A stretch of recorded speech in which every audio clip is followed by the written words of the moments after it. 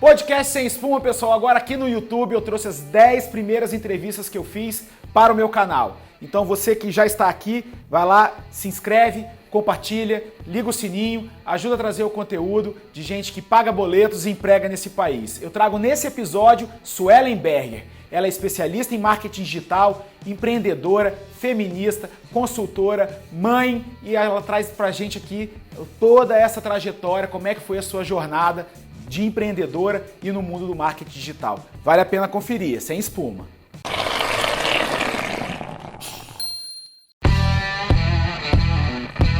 Hoje a pedida aqui no podcast Sem Espuma é um tema efervescente, mas mesmo que não fosse, eu ia botar momentos nessa Coca-Cola para ver a espuma pular alto. Hoje falaremos sobre empreendedorismo feminino, um pouco de feminismo e o universo de trabalho de uma mulher que eu acho foda e até onde eu sei eu não sou o único fã. Ela é uma referência nacional em marketing digital, consultora de inovação em empresas, professora, empreendedora, mãe pra caralho, constrói uma família e uma carreira absolutamente sem espuma e por isso que tá aqui hoje. Bora começar um papo borbulhante com Suelen Berger. Suelen, é uma alegria ter você aqui no Sem Espuma. Queria agradecer o convite, Guilherme, de estar aqui falando um pouquinho aí dessa composição inteira que é um ser humano, né? Suelen, eu te conheci há um pouco mais de um ano como minha professora no curso de Marketing Digital Completo na UIS. Eu, integrante da famosa Quinta Série B, que compõe certamente a base de meia dúzia de ouvintes desse podcast. E lá você é conhecida como Tia Su, um apelido carinhoso que é dado, eu acho, àquelas que realmente contribuem com o crescimento. Mas eu sei que de início já foi até refutado por você. Mas antes de chegar nesse ponto, que eu te conheci, até a gente falar depois um pouco da oportunidade que tivemos de trabalhar juntos, para que o ouvinte do Sem Espuma conheça melhor você e de onde você veio, vamos lá. Do centro da serra para o mundo, sem espuma, quem é Suelen Berger? Vamos lá. Para começar, não tem como falar disso. Sou filha de mãe solteira adolescente. Pai fugiu, os avós ajudaram a criar. E uma casa cheia de mulheres. Meu avô trabalhava, mantinha como a casa, né, como homem provedor. E a minha mãe saiu para trabalhar e eu ficava realmente criado pela minha avó. E aí eu entendi naquela época que se eu não estudasse, não ia para lugar nenhum, porque realmente a gente era bem lascado financeiramente, né? Então eu agarrei os estudos e os livros e eu andava 1 quilômetro até a biblioteca lá da Serra Sede, que ficava 1 quilômetro da minha casa, e eu sentava e passava as minhas tardes lá. Então eu me agarrei ao estudo e com 15 anos eu comecei a entender que eu podia focar na carreira, que eu tinha mais chance do que só com estudo. Então eu juntei as duas coisas. Cedo. 15 anos de idade eu comecei a trabalhar. Comecei a namorar com o meu marido com 14, a gente ficou separado, depois a gente voltou a namorar aos 17, casamos aos 19, estamos até hoje juntos com uma filha, né? Então, 15 anos começo a trabalhar, 19 casa, formo em publicidade e propaganda e começo a minha carreira nessa área. Mas antes disso, passei por contabilidade, trabalhei no gerenciamento de projetos, passei por loja, fui caixa, fui vendedora de loja, fui auxiliar administrativo, né? Então, eu permeei esse mercado do varejo como funcionária ali de ponta e quando eu entrei na comunicação, um dos meus primeiros trabalhos foi na Luiz Sorvetes, né? Massa. E eu vi a empresa morrer. Eu tive os últimos anos de trabalho. Eu tenho uma passagem dessa com você, que você falou que, cara, a gente estava num projeto e que você, uma empresa em dificuldades, falou assim, cara, eu não quero que isso aconteça de novo, justamente por essa experiência que você tinha vivido. Eu falo que é uma soma de aprendizados, né? Você vai somando. Então, me lembro de tudo que eu vivi lá, não, mas eu tive aprendizados que ficaram, marcaram. Trabalhei no Sistema Findes, estagiando também. Depois entrei nas agências de propaganda menores, depois fui para maiores. E tive a oportunidade de, antes de eu apresentar meu TCC, assumir um cargo de gerência de marketing numa faculdade lá de Minas Gerais, por meio de uma palestra gratuita, que eu fui lá convidada, sem receber um puto. E ficou. E fiquei. E aí tinha um senhorzinho lá assistindo a palestra e no fim ele me fez a proposta de trabalho. Eu não sabia que ele era. Fica, minha filha. Fica. E eu fiquei lá e foi incrível. Foi uma puta experiência para mim, que era muito nova. E quando eu volto para Ebrand. E aí para Vitória, né? Porque a faculdade era em Minas, no interior de Minas. Então, quando eu resolvo voltar, eu volto e entro na Ebrand. A eBrand foi uma das primeiras agências aqui em Vitória que veio com uma pegada mais digital, nasceu digital, né? Então você já a origem sua no marketing digital é parte dessa construção. Sim, na verdade porque eu já estudava marketing digital quando eu estava em Minas, porque eu já tinha feito alguns projetos lá. Criação de site, produção de conteúdo, e-mail marketing. A gente tem que lembrar que isso aí a gente está falando de 2008. Então, assim, primórdios. Nos primórdios mesmo, bem faca no mato. E aí, quando a gente veio caminhando, quando eu entrei na eBrand já em 2010, que a gente foi ver grandes cases também aqui no Espírito Santo. Porque aqui, em São Paulo a gente já via algumas coisas, mas parecia tudo muito distante da gente.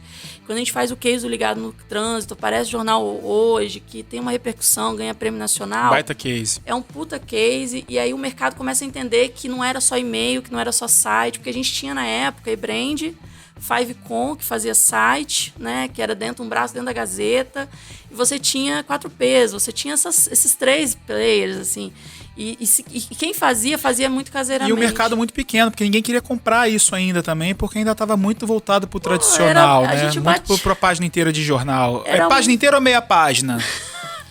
Era portada na cara, Guilherme. Em resumo, ninguém queria, falava, que site, tá louco, menina? Aí a gente era tudo muito novo, até os próprios diretores das agências eram todos novos, então olhavam pra gente, menino doido, né? E aí eu falo que eu me assustei com a evolução do marketing digital, porque foi louco, assim, o tanto que esse negócio bombou e o tamanho que ficou. Mas eu acho que eu fui muito feliz, porque o motivo de eu entrar no marketing digital foi porque eu era apaixonada por resultados. E eu era apaixonada por resultados porque eu trabalhava no marketing. E no marketing, lá em Minas, eu tinha os meus KPIs de resultado, que era minha matrícula, quanto de retenção, se a gente perdia aluno, por que perdia aluno. E eu era marketing de fazer evento para manter aluno. Porque se o aluno acha que a faculdade é velha, perde aluno. Perde. Então, o entendimento de negócio, de marketing, acho que é uma das coisas que eu gosto muito de falar. Cara, o departamento de marketing não é para ficar atraindo gente o tempo inteiro, não. E reter é tão importante quanto atrair. Então, o nego fica trabalhando só para comunicar. Marketing não é comunicação. Tanto é que é uma métrica das mais utilizadas nesse novo universo empreendedor, das startups também. Não é só a captação, mas a retenção também. Coisa que até hoje ninguém se preocupa pouco. Se preocupa ainda porque é uma visão de sempre o novo. E dá muito mais trabalho, é muito mais caro você atrair gente nova. Então, era um trabalho que me deu muita substância para assumir na eBrand. E na eBrand a gente fez grandes cases assim, olhando o negócio do cliente mesmo. Eu ia lá e falava assim, cadê? Chama o vendedor aqui. Fulano, eu te entreguei tantos leads, por que não vendeu? E eu tô falando disso em 2010, a gente já falava. Então, isso era assustador um vendedor receber um negócio desse, porque até antigamente você dava, sei lá, faz um anúncio de jornal e simplesmente você vai lá e pergunta se o telefone tocou no final do dia, mas não é esse o objetivo. A partir do momento que você começa a fazer a construção de lead, de entregar uma pessoa quente, né, traduzindo para o ouvinte, que é um eventual comprador daquele produto, isso trouxe uma dinâmica totalmente nova para o mercado. E você vê, e a gente tinha uma outra inteligência que era, não vendeu, por que não vendeu? Então ele era obrigado a me dar essa resposta e a gente aprendeu muito sobre os negócios do cliente, os clientes aprendiam sobre os negócios deles mesmos. Então o que eu entendi quando eu entrei na eBrand e comecei a trabalhar assim? Cara, é isso que eu quero, porque isso junta publicidade, comunicação e performance e dados. Caraca, é tudo que eu quero pra minha vida. Sabe, assim, você encontrar... piscou o olho, brilhou, parece que a luz tocou, sabe? Aquele negócio igual o romance. Sim. Então, assim, me encontrei. Me encontrar não resolveu muito. Por que não? Porque a gente tem que se tomar na cabeça. Cansei muito de trabalhar na eBrand. Cansei porque era muito rojão, muito projeto. E foi quando eu saí da eBrand que eu sofri assédio. O assédio que me deixou em depressão. Eu já ia puxar essa pauta com você, porque assim, recentemente nas suas redes sociais você trouxe, que não foi nenhuma nem duas, mas várias situações e empregos diferentes. Você chegou até a passar por depressão profunda e que você sofreu assédio, né, nessa jornada. Assim. E é um pouco desse assunto que a gente quer trazer aqui hoje pro Sem Espuma. O fato de você sustentar essa bandeira feminista, mas assim, eu percebo em você que não é uma bandeira feminista por espumística, né, de Instagram, né, porque justamente você tem essa raiz em cima de você. Eu sei que você traz a bandeira da paz, abrangente, inclusivista, com a mulher negra, com as minorias e tal, E até porque esse negócio de queimar sutiã, isso já foi feito e pouco foi conquistado, né? Então é mais um discurso de igualitário do que efetivamente de busca de privilégios, né? Mulher não precisa ser um homem para ocupar espaço no mercado de trabalho. Só que a gente tem que lembrar que muitas vezes a gente se torna um homem justo para não sofrer assédio, né? Sim, como defesa. Como autodefesa. E o assédio acontece e ele destrói a mulher. Isso podia ter me destruído, ter me matado e podia ter acabado com a minha carreira. Então, quantas mulheres não têm a vida Passam destruída? por isso. E eu acho que é mais do que passar, porque tem gente que não passa, tem gente que fica. Sim. Eu acho que essa é uma estatística interessante, quem fica. Eu falo em lugar de fala, Sueli, porque assim, eu me considero um pouco feminista desde sempre, assim, até pelas minhas origens, assim, de minha família, com pai provendo e mãe administrando a família. Mas ao casar, muito orgulho da minha mãe por isso, do meu pai também, uma família bacana, estruturada, mas assim, ao me casar, eu senti a necessidade de empoderar a minha esposa na profissão e na sua autossuficiência, até para que nossa relação fosse madura e estável, porque eu vejo essas dificuldades nas mulheres e nos homens de ter uma estabilidade em cima disso. Não é bom para ninguém esse caminho. Eu vou aproveitar essa oportunidade e vou te contar qual é o lugar do homem no feminismo. Mas é justamente essa a minha dúvida, porque assim, eu sou um pai de meninas, eu tenho 2 meninas, uma de 8 e uma de 4, e tenho uma mulher poderosíssima, que eu tenho muito orgulho de ter ajudado a empoderar. E eu acho que é esse o lugar do homem no feminismo, esse é meu lugar de fala. Eu não preciso aparecer para fazer, porque essa é a minha discussão. Eu preciso estar aparecendo com bandeira feminina? Não, não é mais fácil eu pegar e agir? Só que assim, esse agir, então tem uma coisa muito engraçada. O meu marido, ele tem um Instagram, chama Pai que Cozinha. Sim. Por quê? Todo mundo acha disruptivo meu marido cozinhar. Você também cozinha. Sim. Você também é pai e você é pai igual meu marido. Só que não são todos os homens. A gente tem a maioria dos homens, Guilherme, é muito distante de você e do meu marido. Então a gente tem que olhar que esses homens, eles precisam de informação. Difícil uma mulher chegar sem parecer mimimi. Então vocês, como homem, têm um lugar de fala feminista para com os homens, que aí vocês criam espaço para as mulheres. Então, eu gosto de contar um caso que é assim, estão um grupo de amigos na rua, passa uma menina de 15 anos, um cara vai lá e assovia. Os outros ficam quietos. Todo mundo achou errado, mas ninguém vai lá e fala, pô, cara, que coisa feia, aquela velho. Cotovelada na costela, assim, né? Exato! Homem não faz isso, cara. Isso aí é o lugar de fala do homem. Aí você ajuda a mulher.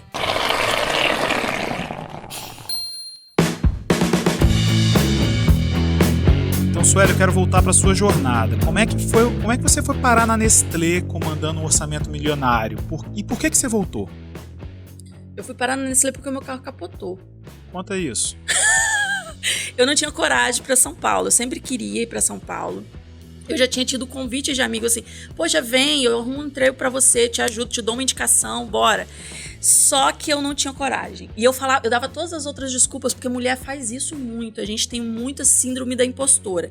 Então a gente fica dando um monte de desculpa. Não, porque ainda não tô pronto, porque ainda não falo inglês. Porque eu ainda ainda tenho que estudar mais. Porque meu marido... Dá 1000 desculpas. Daí meu carro capotou. Capotou na Dante Michelin, aqui pertinho da gente. E aí quando meu carro capotou, eu tive crise de pânico. Meu psicólogo já estava afetado por causa dos assédios, depois vocês leem as histórias de assédio. E quando meu carro capotou, eu imaginei o seguinte, se eu sair na porta de casa, eu vou morrer. Crise de pânico é isso, é um gatilho. Então, se eu andasse de carro, se eu passasse pela Dante Michelin, era gatilho para uma crise de pânico. Para quem não sabe, não é frescura, é absurdamente desesperador ter crise de pânico. Então, eu cheguei para um amigo meu de São Paulo e falei, quero ir para São Paulo. Fui para São Paulo, indicada por esse amigo, assumi um cargo de gestão na área de dados que atendia a Nestlé. O que era? Um lab. E aí o irmão desse lab era muito conhecido, chama Colab, que é para Coca-Cola. Ficou muito mais conhecido porque foi o primeiro. E o que eu trabalhava era o N-Lab, que era o núcleo irmão do Colab, que fazia a mesma atuação para a Nestlé. Era uma proximidade assim. Então eu fui para lá assim, mas eu já tinha network. Bom, então quando eu estava em São Paulo, estava super bem, estava super feliz, inclusive abrindo um monte de oportunidade de trabalho lá. Eu recebi outras propostas para trocar de lugar. Feliz mesmo, com vários projetos incríveis. Eu descobri uma doença que só dá em mulher. Olha que coisa que faz sentido aqui para nossa aula. Famosa. Chama endometriose. Inclusive a esposa do Guilherme, no Instagram dela, fala sobre como acompanhar essa doença com nutrição, porque é a forma de tratamento, é comendo direito, exercício físico. Só procurar com o Roberta Larica no Instagram, tem muito conteúdo legal lá sobre o tema. E essa doença afeta uma em cada 10. Uma em cada 10. É muita coisa, gente. E aí, eu tava lá em São Paulo sozinha, meu marido tinha ficado. E quando chegou lá e descobriu a doença, o médico falou assim, tem que operar. Eu vou operar como sozinho em São Paulo, não conheço quase ninguém, dormi no sofá só de um amigo. Meus amigos em São Paulo são tudo homem pra ajudar, né? Ginecologia. Ginecologia, eu vou falar disso com um amigo meu, que ele tem que me acompanhar uma cirurgia por causa de endometriose. Meu Deus, como é que chega nisso? Eu preciso de minha família, né, gente? Quando tá assim, tá fragilizado. E aí eu tive que tomar uma decisão. Eu ficava lá, eu vinha. E eu tinha projetos paralelos, né? Quando eu sofri o acidente de carro, eu saí do meu trabalho. E eu acho que foi importante ter capotado o carro. Eu perdi um carro e capotei o carro. Podia ter morrido? Podia. Mas a gente precisa de coisas para dar solavanco na vida da gente. Porque às vezes a gente tá ali, acostumadinho no caminho. Automático. Tá confortável, tá indo, tá crescendo, mas tá crescendo devagar. Daí vem um carro, capota. Aí você fala, meu Deus, eu quase morri. Não tinha amanhã, não. Eu tava achando que tinha, não é que não tem. Então eu falo pra todo mundo assim, não tem amanhã. Faz hoje. Pensa hoje. Realiza a partir de hoje, começa agora. E Guilherme tem uma frase maravilhosa que eu aprendi com ele, né? O melhor momento de fazer uma coisa era 20 anos atrás, segundo melhor... Tem um provérbio chinês que fala que o melhor momento de se plantar uma árvore era 20 anos atrás, e o segundo melhor é hoje. Então, não tem como voltar atrás, vamos viver o hoje. Então, viver o hoje é muito importante. Tem gente que fala assim, que um dia começa hoje o que é um dia. Então, o que eu digo assim, o que eu quero ser? Eu acho que, eu vou dar uma dica aqui sem espuma. Como é que eu fiz minha carreira, Guilherme? Eu sabia exatamente o que eu queria pra mim. E eu fiz um post falando sobre isso. O que eu queria pra mim? Eu queria ser tão boa, mas tão boa. E fosse o que fosse, podia ser faxina. Eu queria ser tão boa que alguém quisesse aprender o que eu fazia e pagaria pra aprender comigo. E pra isso você virou professora? Virar professora foi outra coisa que eu tinha medo. Quem tirou esse medo de mim foi Léo Carrareto. Léo Carrareto olhou pra mim e falou assim, Suelen, pelo amor de Deus, você vai no meu curso, você critica meus cursos tudo. E você vai lá e me explica por que você critica, e você me explica e eu te entendo, e por que você explica time aqui dentro da agência, por que você não vai pra lá explicar? Eu falei, mas Léo, será? Eu tô pronto, será que é? Porque a gente, de novo, ó a impostora. Então tem gente que acha que eu tenho brilhou em mim, assim, que eu tenho uma pessoa... Não, eu tenho todas as inseguranças que toda mulher tem.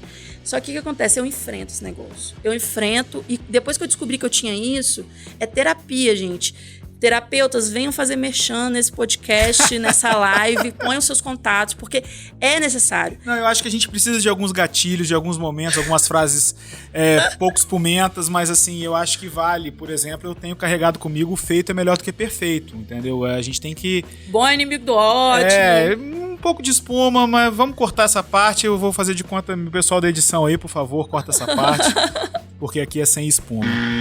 Mas, Suelen, depois dessa jornada em São Paulo, carro capotado e tal, você volta pra Vitória e você logo foi pra aldeia? Como é que foi essa jornada? Então, eu já tinha algumas coisas extra Nestlé, né? Porque São Paulo, gente, é outra ilusão. Vamos rasgar esse verbo agora? Vamos rasgar esse pano? Espuma. Vamos tirar essa espuma, soprar. Tchau, espuma. Seguinte, São Paulo não é a maravilha que pintam pra você. Primeiro, São Paulo paga bem baseado com aqui. Só que o custo de vida de São Paulo é altíssimo. Surreal. Tá? Surreal. Você morar em São Paulo. Beleza. Você quer morar em São Paulo, vai ficar 2 horas no metrô. Eu não troco. Então, eu morava pertinho da Damacan. E pra eu pagar as contas e poder vir visitar meu marido, que eu também não podia deixar, né, a pessoa, né, nem eu nem eles insatisfeitos. Então eu pagava viagem pra eu vir sempre, eu dava aula no fim de semana também. E eu tinha um projeto com o Álvaro já lá da aldeia, que era capacitar o time dele e ajudá-lo a ir para algum lugar que ele ainda não sabia onde, porque ele também não tinha conhecimento, porque ele era uma empresa de assessoria de imprensa. Ele não sabia muito bem para onde ir, mas sabia que o time que tinha que aprender mídias sociais tinha que ir por esse caminho. Eu lembro muito na época que eu tinha agência de propaganda, a BOL, o Álvaro chegou até a visitar a gente lá, e que a gente também estava nessa busca, nessa tentativa de descoberta de qual que era o futuro do nosso negócio. Tanto ele, como assessoria de imprensa, e nós como agência de propaganda tradicional, que ainda vivia do famoso BV, 20% e tal, mas um universo totalmente rompendo, que a mídia tradicional indo pro vinagre e as pessoas não estavam acostumadas a pagar por inteligência. Então, assim, à medida que você tinha que cobrar a partir de agora por inteligência, pela entrega que você fazia, não pela mídia que você comprava. E eu percebi que aquilo ali não era um universo que eu ia conseguir fazer uma mudança cultural de curto prazo, e eu acabei vendendo a agência, e a agência acabou depois sendo somada com a Criativa. Então, assim, como é que foi isso? Eu já tinha esse trabalho com a Álvaro à distância, vinha no fim de semana, às vezes treinava a equipe da aldeia, a equipe da época. A empresa era composta por Álvaro, mais 4 pessoas. E quando ele me fez a proposta, eu falei, primeira coisa que a gente tem que fazer é recorte. Aí, gente... A proposta para ser sócia da aldeia. Sim, sócia. E a proposta vem, e também não posso te prometer nada, porque eu não tenho nada para te prometer. É o seguinte, se você vier, na hora que a gente dobrar de tamanho, você vira minha sócia, porque significa que a sua força de trabalho trouxe tudo esse negócio. Aí eu cheguei pro meu marido e falei, vou operar a barriga, tá? Tô voltando pra Vitória e vou começar um negócio que eu não tenho dinheiro. Você, pela primeira vez na sua vida, vai me sustentar, né? Nego tremeu. Mas enfim, viemos pra Vitória. E quando eu vim pra Vitória, eu falei assim, não sei quando, tá? Entra dinheiro. Porque isso é uma outra coisa que quem empreende cai na besteira. Comecei a empreender hoje, no fim do mês tem dinheiro. Não, gente, nem igual trabalho, não. Nem igual emprego, que depois que você trabalha um mês você tem salário. Não é assim, entendeu? Então eu falei, não vamos ter nada, vamos seguir com o que a gente tem, que eram as aulas e o dinheiro do meu marido. E a minha rescisão. E aí, com tudo isso, 3 meses eu tinha conseguido ampliar em 150%, né? Maravilhoso. Então, por quê, Guilherme? Qual é o que deu certo? Deu certo o recorte. Primeiro, o que a gente quer? O que a gente quer ser? Qual é o recorte? Tá, recortei. Porque marketing digital, não... Olha, se você sai por aí falando, sou um especialista em marketing digital, tá passando vergonha. É espuma, querido. É espuma, filho. Desculpa, porque de baixo ou você tem chocolate quente, ou você tem cappuccino, ou você tem chá. Alguma coisa embaixo dessa espuma tem. Então você é especialista, na verdade, em uma coisa. Marketing digital é um negócio igual um T. Marketing digital, aí você aprofunda em uma coisa. Não dá pra você falar que você é marketing digital. Isso é uma coisa muito boa. E aí, qual o erro de muita gente? Falar que é marketing digital não é bom em nada. Que não é bom em nada, é bom em nada, entendeu? Fala que é bom em tudo, mas não é bom em nada. Então, primeira coisa foi fazer esse recorte, recortar uma empresa. O recorte foi, vamos trabalhar com marketing de conteúdo. Por quê? Pelo amor de Deus, ele era jornalista. Eu não podia chegar lá e falar assim, não, vamos criar uma empresa de alta performance pra gente fazer campanha, análise de dados. Primeiro... Designs disruptivos. Não dá. Vamos criar robótica, vamos fazer automação e marketing. Não que eu não soubesse, não que eu tivesse... Growth hacking. Growth hack. Não era o tamanho, não era um negócio... Não ia dar... Aí é aquela coisa que eu falei assim, adaptar o sonho ao outro. Muita gente quer andar junto, mas com sonhos diferentes. Não, gente, pera. Se eu aceitei ser sua sócia, vamos conversar aqui onde que a gente vai junto? Porque eu tenho um caminho, você tem outro, eu tenho um limite, você tem outro. Então, assim, muita gente não respeita o limite do outro. Então, uma das coisas que eu fiz foi assim, eu vou respeitar, porque a Álvaro tem um caminho pra caminhar, a equipe tem um caminho pra caminhar, e eu não posso sair impondo, senão eu vou ser expulsa. O famoso cagando regra. Isso aí. Então, assim... Pera, vamos construir junto, construindo. É marketing de conteúdo. Que serviços que a gente pode prestar agora? Começar agora. Esses. Conteúdo para site, vamos manter a assessoria de imprensa. Criamos o serviço. Um outro erro. Pelo amor de Deus, se você tem uma agência, pelo amor de Deus, desenha serviço. Eu não sei porque que a agência não desenha serviço. Aí você pergunta assim para o cliente, o que sua agência faz para você? O cliente não sabe. O que o cliente acha? Que a agência faz tudo. Então, isso era uma coisa que eu queria muito trazer para o mercado, que era essa coisa de especialista. Você via um monte de gente crescendo, um monte de agente digital gigante, com 50, 60 pessoas. Cara, não é isso. E uma outra coisa, qual tamanho que o meu negócio vai ter? Porque as pessoas confundem rentabilidade com lucratividade. Eu não quero ganhar milhões para tirar R$50, entendeu?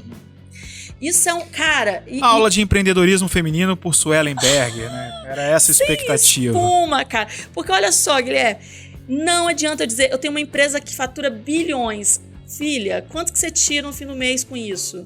Suelen, da série Na Pressão, propósito paga boletos? Eu costumo dizer o seguinte, se você tem muito boleto para pagar, esquece seu propósito, você tem que pagar boleto. Porque se você não paga boleto, você fica sem água, sem comida, sem moradia. Aí a gente tá falando aí daquela pirâmide de Maslow, vou ressuscitar aqui, a base da pirâmide, que são as necessidades básicas da sua vida. Então, o que eu costumo dizer? Felicidade é criar o equilíbrio entre a felicidade que está à nossa frente e os boletos que comem a gente por trás, entendeu?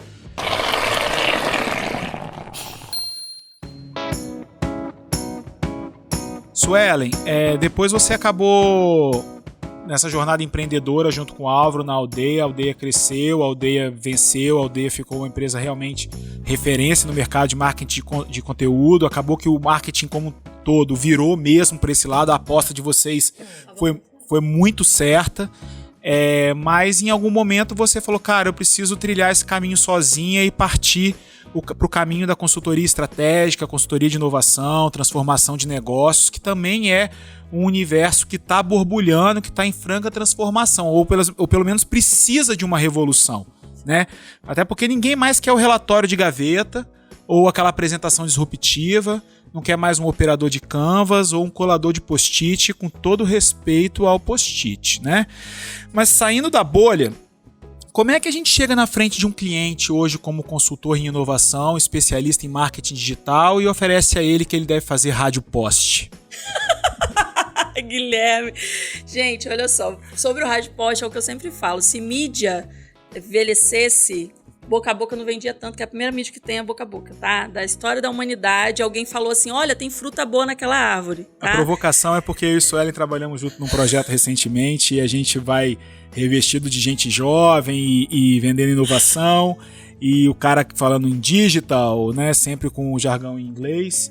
E a gente acabou, no meio da reunião, falando que o cara deveria fazer rádio post, e isso foi o mídia exterior, o outdoor, da forma como você queira saber, mas isso foi um grande choque, porque o cara não estava esperando por isso. Mas, na verdade, existem dois tipos de coisa, as que funcionam e as que não funcionam. E aí tem uma outra coisa, né, Guilherme? Eu construí minha carreira como mídia performance, não como mídia digital. Eu falo muito isso porque eu odeio duas coisas. Mídia digital, vai se lascar. Se você é mídia digital, você não tá nem aí pro negócio do seu cliente, você tá aí pra ser... Pra sua especialidade, vender o que você sabe fazer, ou se souber pelo amor de fazer. Deus, por que eu uso mídia performance? Eu tô preocupado com os negócios do cliente. Sempre foi assim, desde que eu comecei a trabalhar com mídia. A mídia, pra mim, é um meio pra conseguir resultado pro cliente. Se não deu resultado, a mídia é ruim. Não interessa se ela é online, se ela é offline, se ela é uma pessoa, se ela é uma ou a coisa. escolha foi feita escolhas ruins de mídia, né? Não é? Exato. Ou na hora errada, né? Por exemplo, adianta fazer um outdoor agora, mais caro do mundo, quando as pessoas não estão indo pra rua, sabe? Então, ou dentro do shopping, né? Mídia indoor dentro de shopping. Vou fazer agora. Falar fantástico. Com quem? Entendeu? Parabéns. É isso. Então, a mídia não é também assim, acertou ali, vou ficar ali o resto da minha vida, porque as pessoas, o hábito de consumo das pessoas também muda. Então, tem muita gente que investe, às vezes, em revista, a vida inteira na mesma revista. Só que o público mudou e o público não mais é o público dele. E ele não se tocou disso, porque acontece muito isso, né? Ou o cliente quer que anuncie na revista que ele lê ou no outdoor na frente da casa dele para que ele possa ver o investimento que ele fez. Isso é uma outra coisa. Então, acontece muito isso. Aí fala assim, eu quero fazer um e-book. Beleza. Mas o que você quer? Vender. Então, você vai fazer um e-book, sabe? Não sabe o que tá fazendo. Então, assim, e-book funciona? Sim, para captar lead. Lead para quê? Você vai ligar para cada lead desse, oferecer um produto, você vai mandar um e-mail marketing, você vai fazer um trabalho. Não, mas eu quero lead. Lead pra quê? Você vai fazer o que com ele? Então, às vezes, também tem muito isso.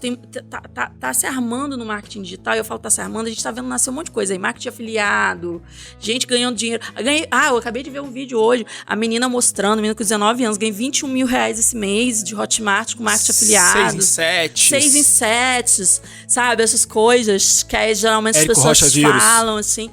E, cara, é muito tentador para as pessoas, sabe? Mas é uma coisa muito similar à pirâmide, né? A um Inodê, ao Polishop, Herbalife. Gente, eu não tenho nada contra isso, não. Eu acho que, assim, é um modelo de negócio. Sim, fantástico, inclusive. Entendeu? É um modelo de negócio. Agora, não vão enganar a pessoa também. Você vai ganhar igual eu. Não, você tá ganhando porque o trouxa tá vendendo pra você.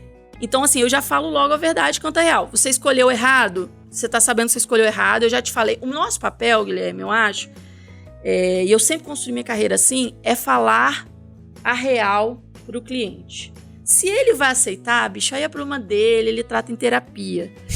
Mas eu imagino que eu sou paga, adoro aquela frase do Steve Jobs, que ele contrata a gente pra dizer o que ele tem que fazer. Pô, se o cara me contratou pra dizer o que ele tem que fazer, ele não me escuta, a burrice é dele, não é minha.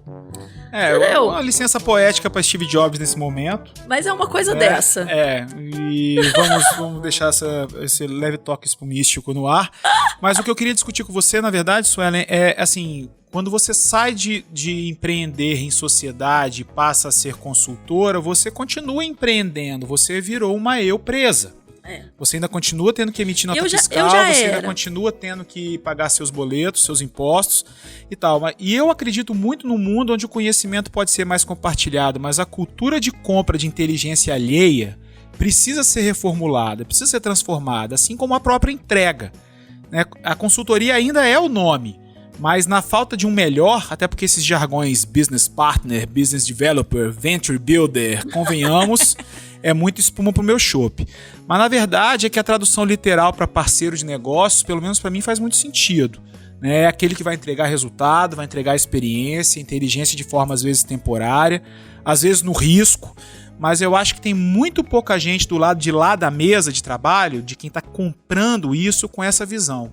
Então eu queria botar assim, até pra gente caminhar pro final do nosso podcast aqui, vou botar você numa gelada. Qual é o futuro da consultoria? E você acha que seu futuro é nele ou mais cedo ou mais tarde você vai acabar ficando de saco cheio porque essa cultura muda muito devagar e você vai acabar voltando a empreender num negócio novamente? Eu tô muito sonhadora, eu quero ser multi-empresária. Já decidi isso, multi. Top. Quero vários negócios, inclusive tô estudando negócios em periferia. Eu tenho falado muito isso com meu marido, a gente quer empreender na periferia, estamos estudando modelos de negócio para isso, e parceiro, porque eu não tenho como estar lá gerenciando, eu preciso de alguém ponta firme para isso. Mas eu acho que é o seguinte, Guilherme, sobre a consultoria. Primeiro, eu odeio consultor. Você se odeia porque você é consultora. Não, gente, olha só. Para mim, consultor tem que ensinar alguma coisa. E aí tem gente que acha que não. Gente, olha só. O consultor, ele tá lá para explicar algo que a empresa não sabe. Ou desenhar processos. Ou trazer inteligências que a empresa não tem. Então, como é que eu avalio o meu consultor? Putz, essa pessoa tá comigo aqui tem um mês. O que eu aprendi com ela? Nada. Tem alguma coisa errada. Sim. Sem espuma. Reveja esse contrato de consultoria, amigo, se você não aprendeu nada com a pessoa por um mês. Então, eu vejo o seguinte, como é que eu quero pautar a minha carreira como consultora? Primeiro, eu não vou parar de ser birô de mídia. Eu sou um birô de mídia. Eu tenho clientes que são meus há muitos anos. Então, assim, eu ainda faço mídia performance. Não quero parar de fazer porque eu gosto. Dá tesão, é bom. Então, se é bom, a gente não para. E eu dou consultoria porque eu já estudei gestão de projetos. Eu já tive meu próprio negócio de sucesso, diga-se de passagem. Eu já trabalhei em várias empresas, então por mais que eu seja nova, eu vou fazer 20 anos de carreira ano que vem, gente. Sim. Então, assim, 20 anos de carreira. Eu trabalhei com contabilidade, auxiliar administrativa, loja. Eu já dei treinamento para vários setores. Eu já atendi vários mercados. E eu acho que a nossa profissão tem isso muito rico. A gente vive vários negócios. Nós vivemos um negócio junto e foi incrível. A beleza do negócio é o ensinar, mas é o aprender também. Super. Né? E as inteligências, elas se somam. Então, quando você vai vivendo as experiências, elas vão se somando. E eu falo assim, às vezes eu falo, nossa, minha cabeça tá tão cheia. Lógico que tá, caramba, olha quanto que eu absorvo e somo, né? Eu não jogo fora, eu vou somando essas coisas. Tem que dar decisão em cima da hora. E desaprende, reaprende, que eu acho que é uma coisa muito legal. Por mais que pareça espuma, não é espuma, gente. Reaprender é necessário. Essa coisa de você falar assim, eu já sei, é muito importante você ir lá e falar, olha, eu sei isso, o que você sabe de volta? Porque são saberes sempre diferentes, porque as pessoas são diferentes. Eu acredito muito no modelo de negócio pautado na construção a longo prazo e dentro da necessidade de cada empresa. Eu não tenho um pacote pronto. Eu tenho um serviço, eu tenho um diagnóstico. Eu criei o serviço dentro da minha consultoria, você conhece. E às vezes eu chego pro cliente e falo assim, não, você não é pra mim. Eu não posso, eu até mando ele ir, porque tem isso também. Na aldeia a gente já fez muito isso também. A gente quer dar sim pra todo mundo. O não faz muita diferença no nosso mercado. Não, e faz todo sentido. Às vezes o não constrói vários sims lá na frente. É isso mesmo. A consultoria, ela é mais ou menos envelopada da mesma forma. A gente parte com um diagnóstico, a gente, enfim, faz uma construção de conhecimento também do problema. Às vezes o cara tá enxergando um problema que não é aquele o problema é sistêmico, ele tem relação com outras coisas que estão acontecendo debaixo do nariz dele, como a gente já viu. Mas, assim, a minha dificuldade de enxergar é a maturidade do lado de lá da mesa de como comprar e como ter essas ferramentas consultivas, principalmente nós, Suelen, que viemos agora numa nova leva de gente com poucos cabelos brancos, mas com a bagagem, com uma história para contar e para somar para essas dificuldades, entendeu? Acho, Guilherme, que assim, é importante muita gente falar da gente. Então, aquilo que nós começamos antes do podcast, você falando isso. Essa construção de ser referência. Eu não queria, por mais que eu quisesse ensinar aquilo que eu falei antes, ser referência me ajuda a chegar nas pessoas. Então, o que é ser referência? Quando alguém pergunta sobre marketing digital, se falarem meu nome, estão me referenciando. Então, assim, e não é só pela sala de aula, é porque realmente, quando eu vou para o mercado, eu faço. Então, não é só isso, é de falar, é de fazer. E tem uma outra coisa, quando eu entro em qualquer trabalho, aquele negócio é meu também. Então não tem essa é minha caixinha, esse é meu pedacinho, essa visão que a gente tem na faculdade, cada um faz seu pedaço do trabalho. Isso não existe no mundo dos negócios. Se a gente olhar desse jeito, eu só faço marketing, eu só faço comunicação, não, eu faço marketing, sou muito boa no marketing, mas eu quero olhar tudo e vejo o que falta para eu conseguir fazer meu trabalho. Tem amarração lá no RH, tem amarração na contabilidade, no RH, no fiscal, no financeiro, na controladoria, da loja. Tudo. Então a gente vai pensar no todo da empresa. Eu acho que é você realmente se pôr num papel. Então, assim, vai rolar ligação fora do horário, aconteceu uma merda, vão te ligar. E isso só é coisa que acrescenta. Então, esse olhar de que, me ligou, que droga, não vai fazer consultoria.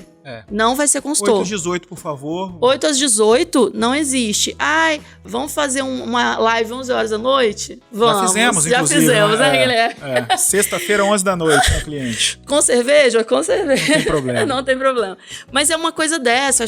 Acho que não é pra todo mundo. Primeiro, não é pra todo mundo. Muito cuidado quando você se coloca como consultor, porque você tem que ter muita vivência. Porque senão você se queima. Eu costumo dizer o seguinte, o meu valor é o meu nome. Se você estiver aí me ouvindo, tá querendo construir uma carreira, tá querendo construir, seja lá em que for, seja bom. Primeiro, posso fazer um resumo? Claro. Primeiro, escolha uma coisa e foque nela. Você viu o meu objetivo? Depois você volta lá no meu objetivo de vida. Segundo, focou nessa coisa, como é que eu chego lá mais rápido? Mas muito cuidado com o mais rápido, porque você também não pode passar por cima dos outros. Um jeito muito rápido de chegar é pegando as bolas soltas. Toda empresa tem. O que é a bola solta? Tem um trem que ninguém fez, vai lá e faz. Logo alguém pergunta assim, quem fez? Ela. De repente, quem fez aquilo lá? Ela. Nossa, como ela faz muito. E aí as pessoas vão vendo você. O valor. A mesma coisa. Isso, Guilherme, é para qualquer profissão. A faxineira, você sabe qual é a faxineira boa? Por quê? Nossa, ela faz isso diferente. Ela é citada, ela é lembrada. Então, são essas pequenas coisas do dia a dia da profissão que a pessoa deixa para lá, que faz toda a diferença no crescimento dela. Outra, abrace toda oportunidade que vier. Quem vai? Eu? Ai, meu Deus, é para frente. É para frente. Ai, vão ficar com raiva de mim. Não interessa. Você quer destacar? Prego que destaca, toma martelado. Já vai confiando nisso, porque é verdade, toma mesmo. Vão querer acabar com você. Eu falo porque eu fui perseguida, tive concorrências desleais, sofri assédio moral no trabalho. Tudo por quê? Porque eu era ameaça. Era sempre com a mãozinha levantada pra cima. Eu tava sempre com a mão levantada e eu entregava. Acho que é muito isso também. Também não vai levantando a mão pra um trem que você não consegue. Não, você entrega, então você se queima. Outra coisa que é muito importante, construa uma rede de network de gente que apoia você. Por que eu falo isso? Porque do mesmo jeito que tem gente pra destruir, tem gente pra te iluminar. Eu encontrei na UIS, tem gente que joga pedrada em mim, mas a maioria dos meus alunos gosta muito de mim. Eu tenho uma rede de apoio. Então, quando eu fico triste, eu ligo para um deles. Ai, gente, adoro ter o telefone de vocês. Então, assim, ligo... porque tudo que você falou, 5 itens, eles perpassam de uma segurança pessoal também, né? De você ter a consciência de que você pode efetivamente fazer a diferença naquela empresa ou na vida de uma pessoa, de um profissional. E eu acho que é isso que você traz nessa segurança, justamente pela jornada que você trilhou. Então é por isso que a gente fez essa construção de conteúdo aqui hoje. A gente falou sobre o feminismo, porque isso forma um pouco do caráter, da força que a Suelen tem. A gente falou um pouco sobre o marketing digital, porque também é a vertical de conteúdo mais forte, talvez, que você tenha, né? Da sua história com a mídia e com o empreendedorismo, né? Na forma de você trabalhar para os outros e depois trabalhar com sócio, depois trabalhar para si mesmo. E a gente poderia ficar aqui até amanhã falando sobre maternidade, sobre as experiências, sobre os telefonemas das pessoas que ligam para você e perguntam se você faz tráfego e todas as outras experiências, porque assim, quando eu e Suelen a gente se junta, a conversa não acaba nunca. Suelen, mas a gente tem que acabar. Temos. Suelen, eu adorei nossa conversa. Também adorei. Tenho certeza que agradou também o ouvinte que chegou até aqui. Como sugestão a você que nos ouve, então, vai até o perfil da Suelen no Instagram, Suelenberger, empreendedorismo, marketing digital e maternidade, sem espuma, do jeito que a gente gosta. Pessoal, obrigado pela audiência e até o próximo episódio. Grande abraço. Beijo!